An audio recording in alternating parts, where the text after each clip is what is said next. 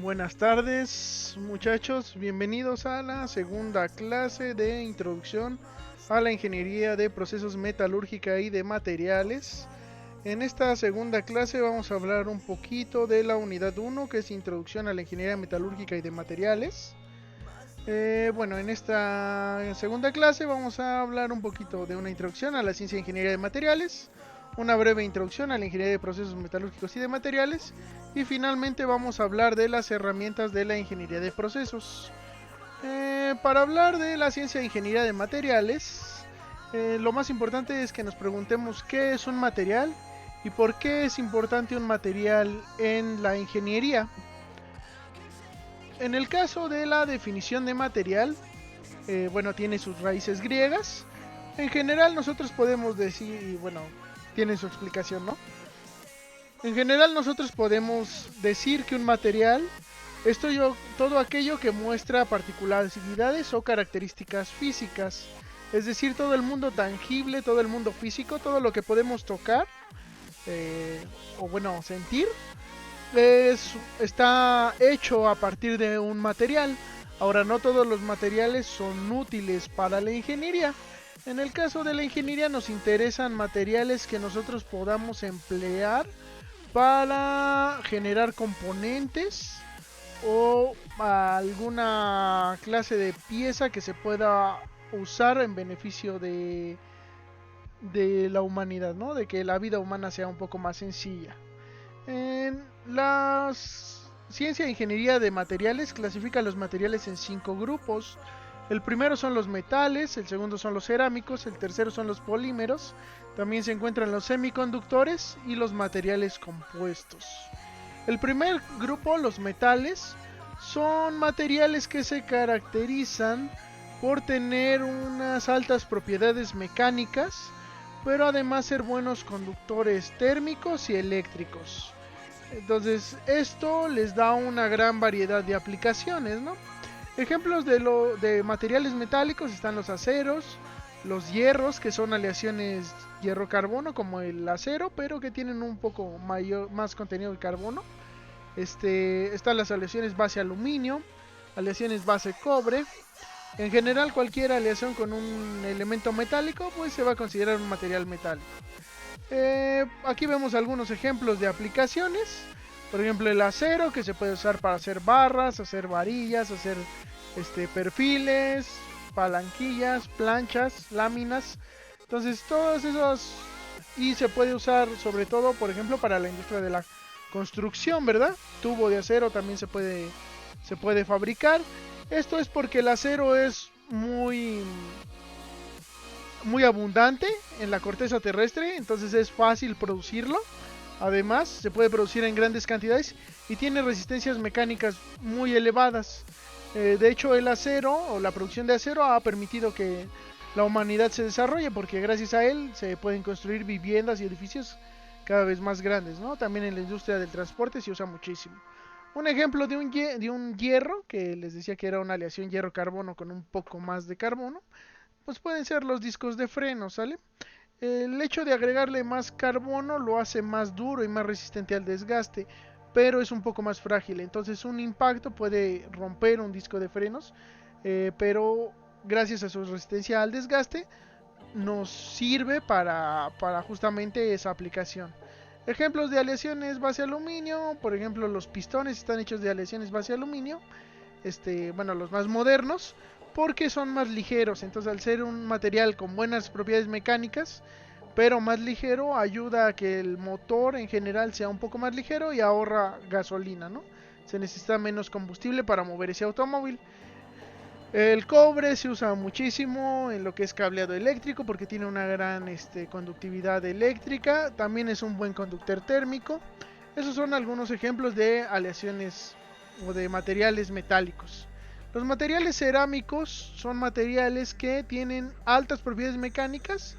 En general son un poco más elevadas que los metales, pero son más frágiles y son malos conductores térmicos y malos conductores eléctricos, es decir, son aislantes, son materiales que no es fácil que conduzcan ni calor ni energía eléctrica. Ejemplos de materiales metálicos está la alúmina, el dióxido de silicio, óxido de manganeso, carburo de silicio. A nosotros como metalúrgicos lo que nos interesa más de los materiales cerámicos es su capacidad refractaria. Entonces los podemos usar, por ejemplo, para hacer crisoles que van a contener metal fundido. Y bueno, gracias a que son muy aislantes, se puede manejar de manera segura ese material. Tenemos, por ejemplo, ladrillo refractario que se puede usar en el interior de hornos para aislarlos térmicamente.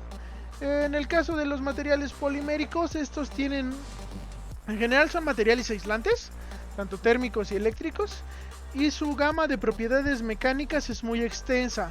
Entonces los hay muy resistentes o los hay menos resistentes. Generalmente no son muy resistentes a las temperaturas elevadas, pero por ejemplo tienen otras características, pueden ser translúcidos, pueden presentar una gran gama de colores, son estéticamente buenos. Los ejemplos de los materiales poliméricos está el polietileno, resinas epóxicas, el PVC, etcétera. Entonces, pues para qué se usan, por ejemplo para tubería de PVC, se pueden usar para hacer bolsas, se puede usar para hacer componentes ingenieriles ciertamente, pero son un poco menos resistentes que los materiales metálicos. A la corrosión son más resistentes, por ejemplo. La siguiente clasificación son los materiales semiconductores. Estos son materiales que poseen una característica muy particular, y es que su banda de conducción y su banda de valencia están relativamente cercanas. Eso quiere decir que si nosotros le imprimimos un impulso eléctrico, podemos juntarlas y que actúen como un conductor, o separarlas un poco más y que actúen como un aislante, como sería un cerámico o un polímero, o que sea un conductor como un metal. Esto ha permitido que se desarrolle la industria del procesamiento de datos o de la informática bastante, porque gracias a ellos se pueden generar los microprocesadores. Entonces, ejemplos de materiales semiconductores está el silicio, el germanio y algunos otros elementos. Ahora pasamos con los materiales compuestos. Entonces, un material compuesto es un material muy interesante. Está compuesto de lo que sería una matriz, que es el material base del que está formado, y un agente reforzante, que es un material que tiene propiedades diferentes a la matriz, pero que nosotros desearíamos que la matriz tuviera. Entonces, ejemplos de ellos son aluminio reforzado con carburo de silicio, polímeros reforzados con fibra de carbono. La fibra de carbono es un material compuesto. Generalmente no se menciona que la fibra está contenida en una matriz de resina o de un polímero diferente, pero bueno, en general lo que queremos es darle al material de matriz las propiedades del agente reforzante. ¿Vale? Bueno, ¿por qué nos interesan los materiales a los ingenieros? Principalmente porque los usamos para manufactura y procesamiento de partes ingenieriles, ¿no? De piezas que van a ser de consumo. Entonces a nosotros participamos mucho o tenemos mucho que ver en materiales, dado que somos partícipes de la manufactura y procesamiento de los mismos, participamos en la selección de materiales y bueno, de hecho inclusive se producen nuevos materiales gracias al esfuerzo de ingenieros y científicos, ¿no? Lo más importante es que, dado que hay una gran variedad de materiales disponibles, entra dentro de las funciones de un ingeniero en materiales o de un ingeniero metalúrgico saber elegir el material adecuado para la aplicación que nosotros queremos. Para ello usamos el tetraedro de los materiales, que ya lo mencionamos bastante en la clase pasada. Entonces nos interesa que nosotros seleccionemos el material adecuado para la aplicación que queremos, que es esta parte de comportamiento. Entonces queremos cierta aplicación, queremos que se comporte de esa manera. Entonces ese material que va a tener ese comportamiento debe cumplir con ciertas propiedades. Esas propiedades las va a dar la estructura, y el procesamiento que le demos al mismo va a modificar la estructura y va a modificar las propiedades, ¿no? Entonces todos los vértices están conectados a la hora de seleccionar un material o de Ajá, de seleccionar un material o de trabajar un material, ¿no? Procesar un material. Ahora vámonos con la ingeniería de procesos metalúrgicos y de materiales. Aquí lo que nos interesa saber es qué es la ingeniería de procesos y cuáles son los procesos metalúrgicos y de materiales.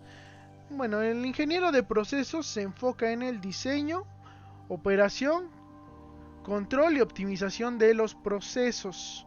Entonces, con diseño quiere decir que nosotros vamos a eh, idear una forma de procesar determinado material para que cumpla con las características que queremos para fabricar el componente que nosotros deseemos. Con operación nos referimos a controlar las variables de dicho proceso. Entonces, ¿qué pasa si nosotros movemos una variable? ¿Va a mejorar, va a empeorar el comportamiento de ese proceso? En eso nos enfocamos. Control tiene también que ver con eso, con la idea de que el proceso opere correctamente y de que las variables estén en los niveles requeridos para que opere de manera correcta. Y finalmente la parte de optimización, que busca que el proceso opere de la mejor manera posible, ¿no? Dado las variables que nosotros consideremos como respuesta.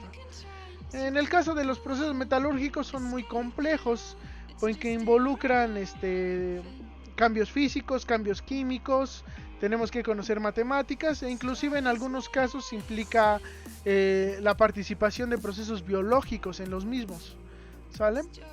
Entonces, la ingeniería de procesos tiene impacto en todas las industrias metalúrgicas, como podrían ser la fundición, la corrosión y protección, el procesamiento de minerales, el desarrollo y selección de materiales, el conformado mecánico, diseño de piezas metalmecánicas e inclusive en el desarrollo de software, ¿no? Tiene que ver. Entonces, bueno, la característica común de los procesos metalúrgicos es que son muy complejos.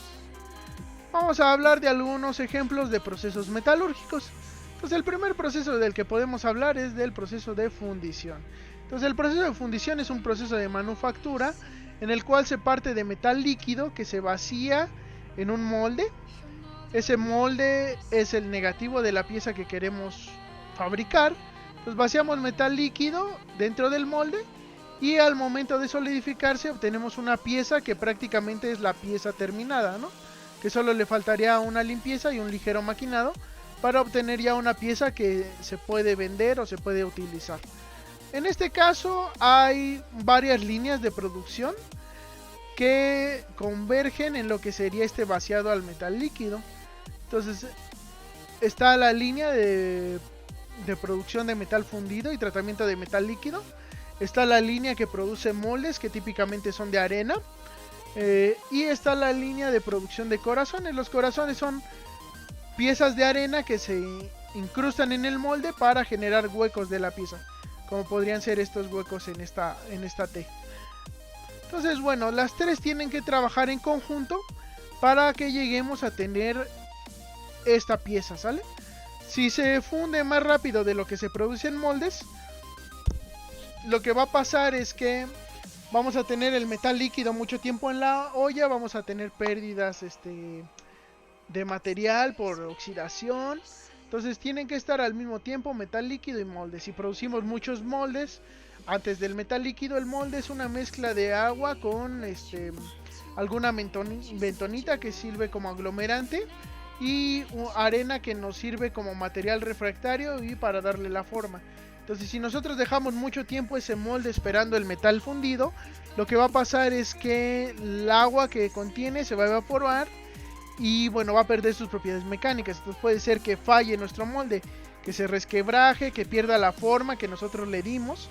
Entonces también va a fallar. Si los corazones están mucho tiempo o tardan mucho en producirse, también nos va a causar problemas, ¿no? Tienen que estar a la temperatura adecuada, no tienen que haberse enfriado, no tienen que haber absorbido humedad, porque eso podría causar porosidad en la pieza. Entonces son muchos factores que influyen en que este proceso se lleve a cabo correctamente. Dentro de esos factores, pues el ingeniero de procesos tiene que controlar bajo qué variables va a operar, ¿no? Otro proceso bueno, metalúrgico es la obtención de cátodos de cobre. Entonces en este caso el proceso es un proceso hidrometalúrgico conectado con un proceso electrometalúrgico. Entonces este proceso lo que hace es que obtenemos una montaña de mineral que tiene altos valores de, en este caso, de cobre. Ajá. O más bien bajos valores de cobre, ¿no? Es mineral que tiene cobre pero que no tiene mucho. Entonces lo que hacemos es regarlo con una solución ácida para que ese cobre sea arrastrado por la solución ácida hacia una pileta de lixiviación. Entonces esta solución de cobre que se obtiene de esta manera, como el mineral tenía baja concentración de cobre, la pileta también tiene baja concentración de cobre. Lo que hacemos entonces es, mediante un proceso de extracción por solventes, ponerlo en contacto con un solvente orgánico que se va a cargar de ese mineral de cobre y después despojar ese solvente del cobre que se le adicionó en una cantidad menor de líquido o de agua de solución acuosa de la que teníamos originalmente, de tal manera que obtengamos un licor concentrado de cobre. Ese pasa a un proceso electrometalúrgico donde se deposita en cátodos y así obtenemos cátodos de cobre con una alta pureza. En este caso hay muchas variables que podríamos controlar. Podemos controlar lo que es la concentración de ácido que va a tener nuestra solución lixiviante. Si es muy concentrado, podría llegar a arrastrar otros elementos. Si es muy diluido, no va a arrastrar nada de cobre. Esta parte de aquí, el tiempo de residencia que va a tener el licor en contacto con lo que sería nuestro solvente orgánico que va a extraer ese cobre, también es importante controlarlo, porque si se hace muy rápido no va a despojar bien, si se hace muy lento vamos a retrasar el proceso y realmente la eficiencia no se va a ver muy beneficiada por eso. También si hay agitación aquí, por ejemplo, para hacer que el despojo sea más rápido, podríamos llegar a arrastrar parte del orgánico con el cobre, haciendo que este licor esté sucio al final, ¿no? Entonces tenemos que tener cuidado que la agitación sea suficiente para que no se emulsionen las dos soluciones, ¿no? Entonces parte del control de procesos tendría que ver con esa parte, ¿no? También la corriente eléctrica, si es muy rápida causa problemas, si es muy alta causa problemas, si es muy baja no se va a depositar nada. Entonces son muchas variables de proceso que se pueden controlar. Otro ejemplo es la electrorefinación de cobre, también es un proceso electrometalúrgico. En este caso se parte de un ánodo de cobre. El ánodo de cobre se obtiene mediante procesos pirometalúrgicos, por lo tanto es un poco más sucio, ¿no? Se parte de una mena de cobre, se somete a altas temperaturas y de esa manera se procesa, pero arrastra muchas impurezas. Entonces, dado que está muy impuro y el cobre normalmente lo queremos para cableado eléctrico, pues tiene que estar un poquito más puro, ¿no? Más refinado para que sí conduzca algo. Entonces lo que hacemos es que ese ánodo de cobre que está sucio, lo sometemos a un proceso de electrorefinación. Eso quiere decir que lo metemos en una solución ácida de sulfato de cobre y hacemos pasar corriente eléctrica de tal manera que los iones de cobre sean arrastrados hacia lo que sería el cátodo. En la parte de abajo de los ánodos caen lo que se denominan lodos anódicos. Entonces estos lodos son todas las impurezas que traía nuestro cobre, que no queremos que se arrastren hacia el cátodo, que ya es puro. Estas impurezas no se tiran porque muchas veces traen valores metálicos, como pueden ser plata, oro o tierras raras, que son de valor también y que se van a procesar posteriormente. Entonces, ¿qué es lo que podría afectar en este caso? Ejemplos de variables que pueden afectar es, por ejemplo, la carga eléctrica. Si nosotros le damos mucha diferencia de potencial entre los dos, entre el cátodo y el ánodo, lo que va a pasar es que se va a arrastrar muy rápido y va a llevar impurezas consigo misma. Si separamos mucho estas placas, también vamos a tener problemas, ¿no? Porque va a tardar mucho el transporte de los iones. En el caso de que queramos una solución homogénea, que es lo óptimo, podemos meter determinada cantidad de agitación, sobre todo para que este transporte de iones no sea mediante difusión o transporte de carga, sino que se puede aplicar un poco de convección para hacerlo un poco más rápido y que la solución sea homogénea entre ambos. Eso hay que tener cuidado porque si agitamos muy rápidamente, los lodos anódicos se van a levantar y entonces vamos a depositar también las impurezas. Entonces también son muchos factores que se pueden controlar en este caso, entre los que les mencioné, y hay muchos otros más. Otro ejemplo de proceso metalúrgico es el proceso de aceración. La aceración actualmente tiene dos rutas: la integrada, que parte de mineral, y la no integrada, que parte directamente de chatarra. En el caso de la ruta integrada, que parte de mineral de hierro, puede ser un proceso de reducción directa o puede ser un proceso en el denominado alto horno. Entonces, en el caso de reducción directa, lo que se hace es que la mena de hierro se reduce con gas natural, ¿sale? Para obtener lo que denominamos hierro esponja. Este es un proceso que el proceso GILSA, que se desarrolló en México. Y bueno, eso es porque pues tenemos muchos hidrocarburos en el territorio nacional.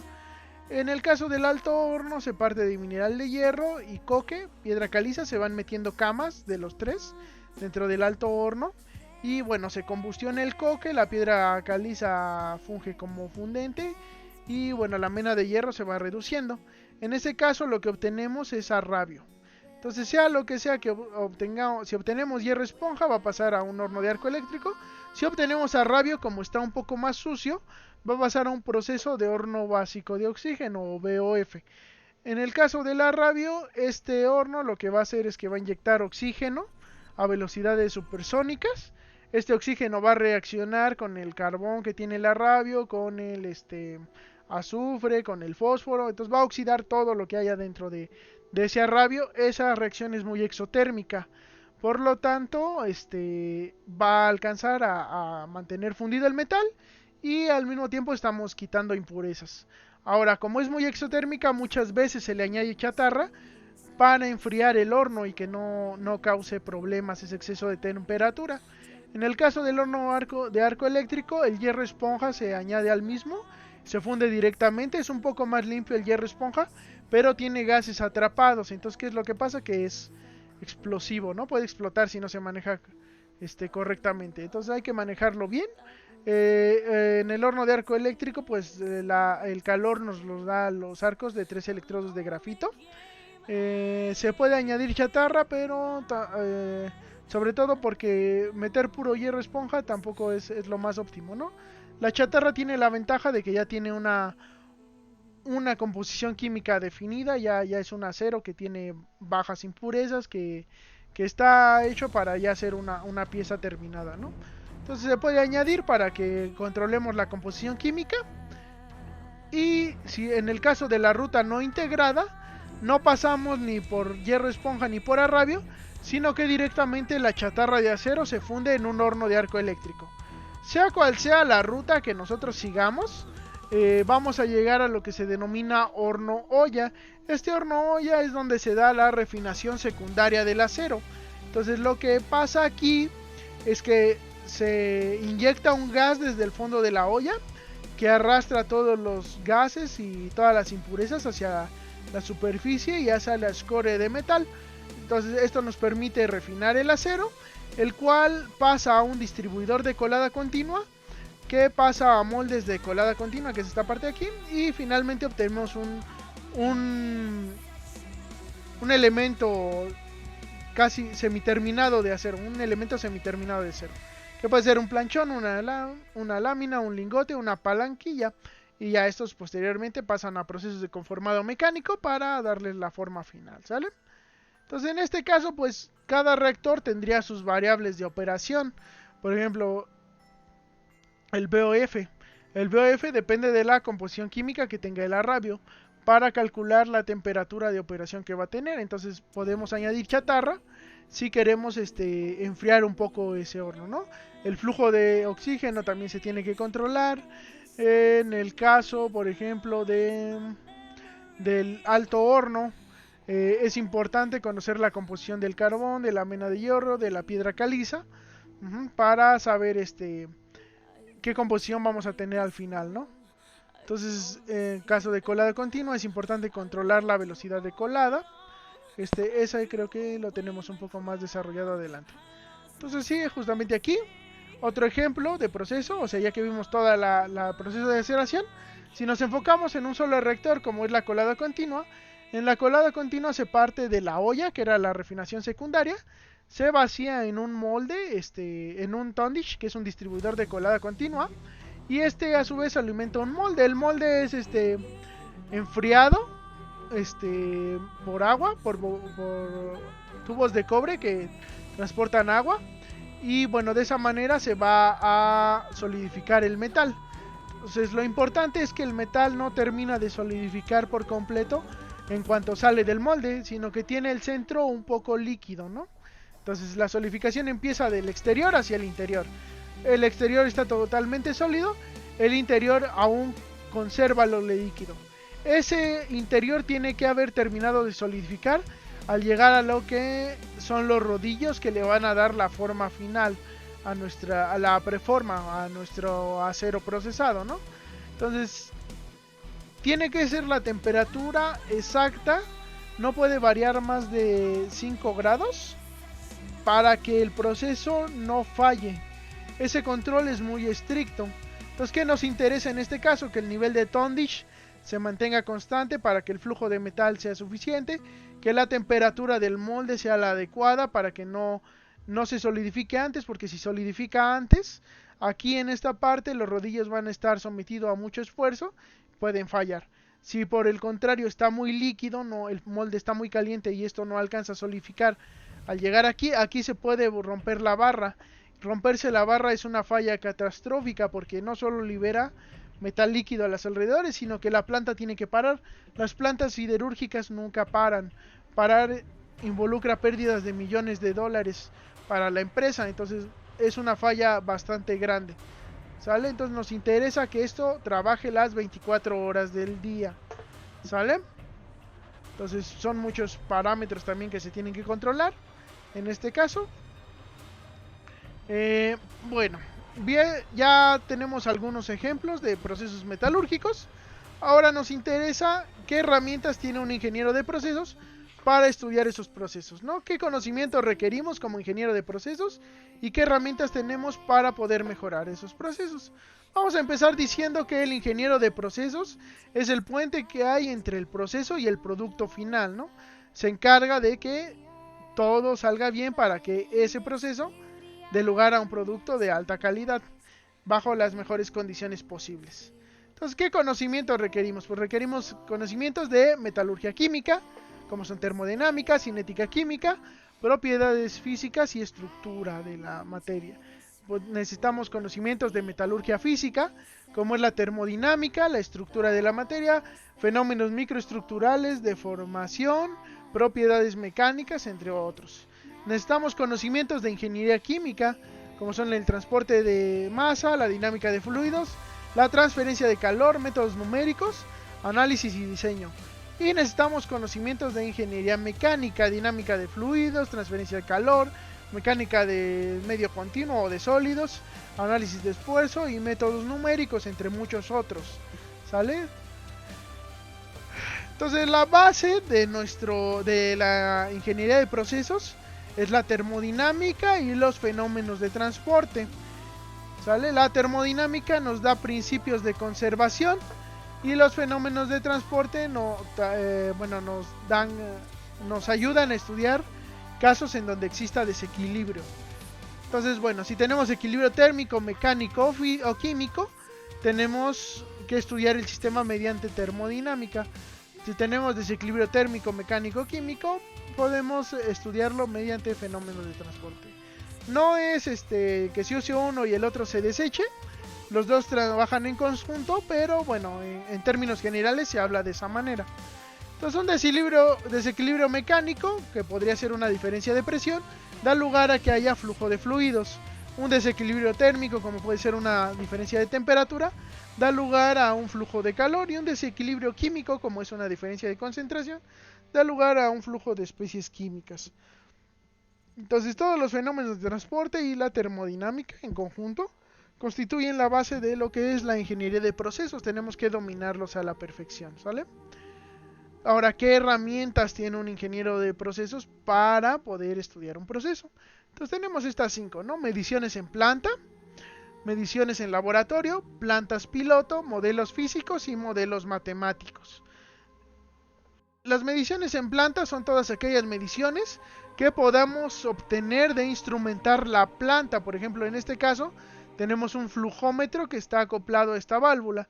Entonces este flujómetro nos va a dar información que nos ayude a controlar el proceso en este punto del sistema. Entonces toda aquella instrumentación que hagamos en la planta nos va a servir para controlar el proceso. En el caso de mediciones en laboratorio, estamos hablando de que las plantas tengan acceso a un laboratorio donde se puedan hacer pruebas metalúrgicas, como pueden ser ensayos mecánicos, como un ensayo de tracción, como puede ser obtener una granulometría de determinado proceso, como en este caso que es un tamizador, como pueden ser análisis de composición química. Entonces cualquier medición que podamos hacer en un laboratorio que nos dé información del proceso también es muy valiosa. La planta piloto es un modelo a escala del proceso industrial que trabaja con los mismos materiales que el proceso real. ¿Cuál es el beneficio de tener una planta piloto? Que podemos hacer pruebas sin comprometer la producción total de la planta, ¿no? Entonces podemos de cierta manera jugar con esa planta piloto con el objetivo de que el proceso sea mejor, ¿sale? Entonces cuando queremos cambiar variables de proceso y tenemos acceso a una planta piloto, es mejor hacerlo ahí que en el proceso real directamente. Otra de las herramientas se trata del modelado físico. Entonces el modelado físico es una representación a escala del proceso, al igual que la planta piloto, pero en este caso cambian los materiales que se usan para simular el proceso real. Entonces en este caso es un modelo físico de una olla de aceración. Este modelo es un cilindro de acrílico que tiene agua que simula el metal fundido y tiene una inyección de aire por la parte lateral, ¿no? En este caso. Bueno, el modelo físico no es tan sencillo, no podemos representar cualquier proceso con cualquier material, tiene que cumplir ciertos criterios de similitud. Entonces tenemos que asegurarnos que lo que experimentemos en nuestro modelo físico se pueda aplicar al proceso real. Entonces tiene que ser similar, tiene que cumplir criterios de similitud. De eso vamos a hablar un poquito más adelante. Ahorita lo que les puedo mencionar es que la similitud geométrica es que se parezca, o sea que sea un escalado bueno del proceso real. La similitud dinámica quiere decir que las fuerzas que se ejerzan sobre nuestro sistema sean de magnitud similar a las que tendría el proceso real. Y la similitud cinemática, que quiere decir que el sistema se mueva de manera similar a como se mueve el sistema real. Entonces el agua tiene una viscosidad cinemática muy similar a la del acero fundido. Es por ello que podemos usarla para simular procesos de aceración. En este caso, estos dos modelos, de este lado están usando colorimetría para ver cómo se mueve el fluido, y de este lado están usando hilos de seda para ver cómo se mueve precisamente el fluido, ¿no? Nos da el patrón de flujo. ¿Por qué usar un modelo físico? Bueno, parte de la complejidad de trabajar con un sistema metalúrgico es que muchas veces son sistemas con temperaturas muy elevadas. El metal además fundido es opaco. Nosotros no podemos ver qué es lo que está pasando adentro, pero un modelo físico nos permite realizar esa observación. Finalmente pasamos a lo que es el modelo matemático, ¿no? El modelo matemático es un conjunto de ecuaciones algebraicas o diferenciales que nos describen un proceso o un cierto fenómeno. Por ejemplo, aquí tenemos un modelo matemático de un Tondish, ¿sale? Que es el distribuidor de colada continua que mencionamos hace rato. Entonces, el modelo matemático es un conjunto de ecuaciones que nos pueden decir cómo se mueve el fluido o el metal líquido dentro de nuestro Tondish, ¿no? Entonces puede darnos líneas de corriente, puede darnos los patrón de flujo. Ahora hay que decir que el modelo matemático es de relativamente fácil aplicación actualmente, pero siempre tiene que estar validado. ¿Por qué? Porque las ecuaciones no van a describir la realidad a la perfección. Entonces no poder describir la realidad a la perfección es un problema, ¿no? Nosotros no sabemos si lo podemos aplicar directamente a nuestro proceso en la escala completa, ¿no? A nuestro proceso industrial. Entonces siempre hay que validarlo, ya sea con un modelo físico o con mediciones en planta o un experimento en planta piloto, ¿sale? Para que podamos usar nuestro modelo para analizar y ver más a profundidad qué está pasando dentro del sistema, que es justamente lo que se busca, ¿no? En la planta no podemos ver esto. Buscamos poder obtener información que nos ayude a entender el proceso. Bueno, vamos a ahondar un poquito más en los modelos matemáticos, dado que es el objetivo final de esta seriación, que es la ingeniería de procesos, que es esta materia: transporte de masa, transporte de energía, análisis numérico y finalmente llegar a la ingeniería de procesos, ¿no? Queremos que hagan un modelo matemático. Ahora, estos modelos matemáticos se pueden clasificar en dos grandes ramas. Primero están los modelos fundamentales o mecanísticos, y están los modelos de caja negra o empíricos. Los primeros se basan en ecuaciones que describen leyes físicas, ¿sale? Fenómenos de transporte, termodinámica, cinética, química, o sea, describen físicamente el fenómeno y a partir de ahí nosotros podemos aplicarlo. Entonces tiene suposiciones, porque como ya dije, las ecuaciones no describen perfectamente la realidad, pero bueno, nos da información importante de cómo se comporta el modelo. Los modelos de caja negra o empíricos, por otra parte, son modelos generalmente estadísticos que no tenemos bien conocimiento de por qué funcionan, pero funcionan y nos describen cómo se va a comportar el sistema. Entonces lo que nos interesan realmente son los fundamentales, ¿no? Los empíricos son útiles, pero no nos van a dar información del proceso.